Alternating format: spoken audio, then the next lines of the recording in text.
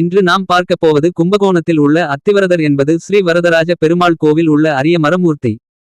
இவர் அத்தி மரத்தில் செய்யப்பட்ட விஷ்ணு சிலை.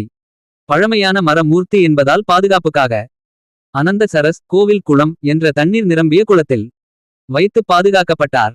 ஆதி கும்பேஸ்வரர் கோவிலில் பக்தர்கள் அத்திவரதர் என்று அழைக்கும் பெருமாளின் வரலாறு. காஞ்சிபுரம் அத்திவரதரைப் போல அல்லாமல் இங்கு இருக்கும் வடிவத்திற்கு தனி ஆன்மீக முக்கியத்துவம் உள்ளது.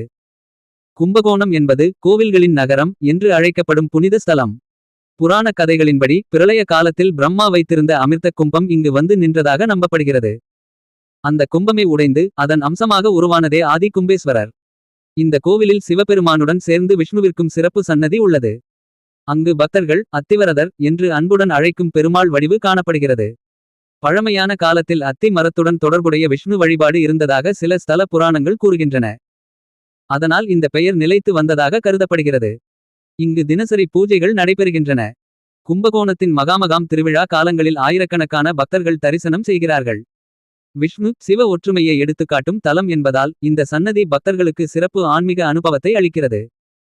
முக்கியமாக இது காஞ்சிபுரம் வரதராஜ பெருமாள் கோவிலில் உள்ள அத்திவரதர் போல 40 ஆண்டுக்கு ஒருமுறை குளத்தில் இருந்து எடுக்கப்படும் மரபு இல்லை. இங்கு இருக்கும் பெருமாள் தினசரி தரிசனத்திற்கு திறந்திருப்பது தான் சிறப்பு. அதனால் நண்பர்களே, கும்பகோணத்திற்கு சென்றால் ஆதி கும்பேஸ்வரர் கோவிலில் இந்த அத்திவரதர் சன்னதியையும் கண்டிப்பாக தரிசிக்க வேண்டும். இது சிவ விஷ்ணு சமநிலையை உணர்த்தும் ஆன்மீக தலம். இந்த வீடியோ பிடித்திருந்தால் லைக் பண்ணுங்க, ஷேர் பண்ணுங்க, உங்கள் கருத்தை கமெண்ட் பண்ணுங்க. இன்று நாம் பார்க்கப் போவது கும்பகோணத்தில் உள்ள அத்திவரதர் என்பது ஸ்ரீ வரதராஜ பெருமாள் கோவில் உள்ள அரிய மரமூர்த்தி. இவர் அத்தி மரத்தில் செய்யப்பட்ட விஷ்ணு சிலை. பழமையான மரமூர்த்தி என்பதால் பாதுகாப்புக்காக அனந்த சரஸ் கோவில் குளம் என்ற தண்ணீர் நிரம்பிய குளத்தில் வைத்து பாதுகாக்கப்பட்டார்.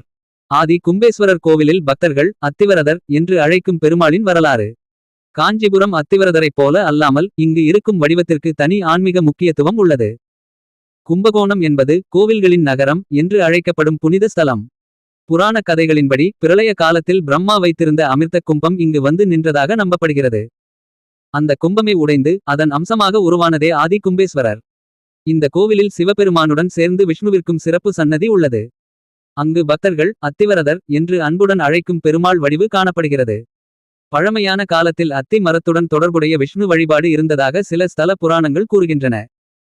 அதனால் இந்த பெயர் நிலைத்து வந்ததாக கருதப்படுகிறது. இங்கு தினசரி பூஜைகள் நடைபெறுகின்றன.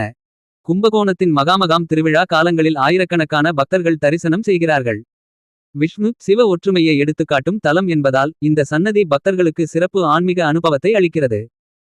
முக்கியமாக இது காஞ்சிபுரம் வரதராஜ பெருமாள் கோவிலில் உள்ள அத்திவரதர் போல 40 ஆண்டுக்கு ஒருமுறை குளத்தில் இருந்து எடுக்கப்படும் மரபு.